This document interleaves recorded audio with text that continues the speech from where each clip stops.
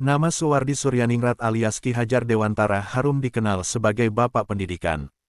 Karena itu pula lah, hari kelahirannya, yakni tanggal 2 Mei ditetapkan sebagai Hari Pendidikan Nasional.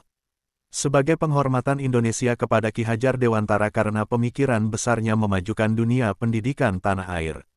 Namun, belum banyak orang tahu ternyata Bapak Pendidikan Indonesia hanya lulus sekolah setara SD pada zaman sekarang. Dan juga pernah drop out kuliah karena alasan tertentu. Bagaimana bisa? Suwardi Suryaningrat berasal dari kalangan elit Jawa. Kedua orang tuanya masih menjadi bagian keluarga Pangeran Paku Alam. Hanya saja, jalan hidup keluarga Suwardi tak mulus. Di tengah jalan keluarganya mendadak jatuh miskin, sehingga dia tak mendapat keistimewaan penuh sebagai keluarga elit. Atas dasar ini, pria kelahiran tanggal 2 Mei tahun 1889 ini tak menerima pendidikan yang paling istimewa untuk golongan elit pribumi, yakni Hogere Burgerschule HBS atau sekolah di Belanda, tetapi bersekolah di Europese Lagere School ELS.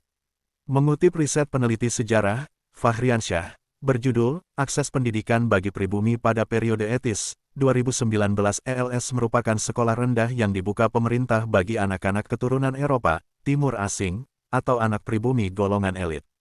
Pada masa sekarang, ELS setara dengan sekolah dasar SD. Sekalipun setara SD pada masa sekarang atau dahulu tergolong sekolah rendah, ELS termasuk sekolah elit yang tak bisa dimasuki begitu saja oleh pribumi lain. Pribumi yang bisa masuk pun tak sembarangan dan harus bersusah payah terlebih dahulu.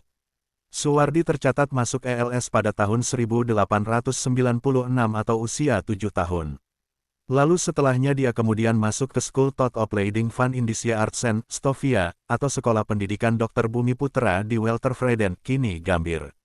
Stovia memiliki masa belajar selama 9 tahun dan lulusannya punya kualifikasi sebagai seorang ahli. Pada masa sekarang, status Stovia sama seperti universitas. Namun, jejak Suwardi di Stovia tak lama.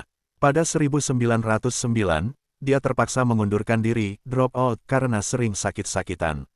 Dengan demikian, pengalaman pendidikan Suwardi tercatat hanya lulusan ELS atau setara SD dan mengundurkan diri, drop out, dari Stovia. Setelah tak bersekolah, dia kemudian memutuskan untuk bekerja.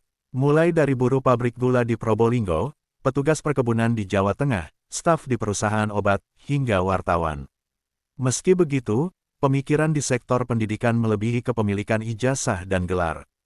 Sejarah mencatat, Suwardi jadi salah satu tokoh pergerakan yang aktif di dunia pendidikan lewat pendirian Taman Siswa di Yogyakarta pada 1922.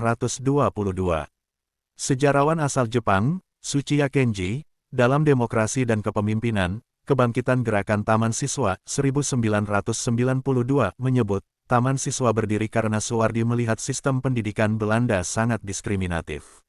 Dia membuat Taman Siswa sebagai sekolah tak resmi agar semua pribumi bisa bersekolah. Di sana, Suwardi mengembangkan pemikiran-pemikiran pendidikan yang masih sangat relevan hingga sekarang.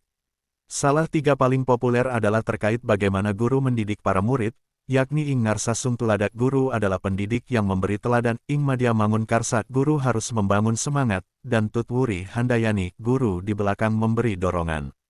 Berkat kiprahnya di sektor pendidikan, Suwardi kemudian ditetapkan sebagai pahlawan nasional tak lama setelah wafat pada tanggal 26 April tahun 1959. Lalu, tanggal kelahirannya, tanggal 2 Mei dirayakan sebagai Hari Pendidikan Nasional.